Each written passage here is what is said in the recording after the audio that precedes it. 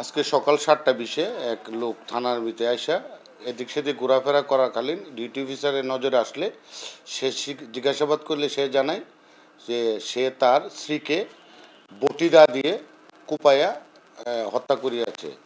তখন দ্রুত সংবাদ পেয়ে আমি সহ সঙ্গী অফিসাররা ঘটনাস্থলে যাই।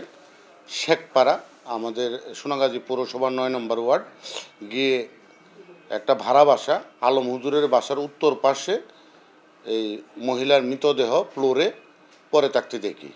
তখন তারা আসামিকে আমরা থানা হেফাজতে নিয়ে আসি এবং আমরা ভিকটিমের সুরতাল রিপোর্ট সম্পন্ন করি এবং ময়না তদন্তের জন্য লাশ মর্গে প্রেরণ করি এবং তার অভিভাবকদেরকে সংবাদ দিই।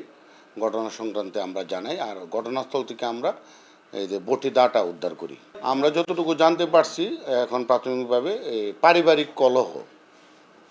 কলহের কারণে পরিবার মামলা দিবে, তখন আমরা মামলা রুজু করব।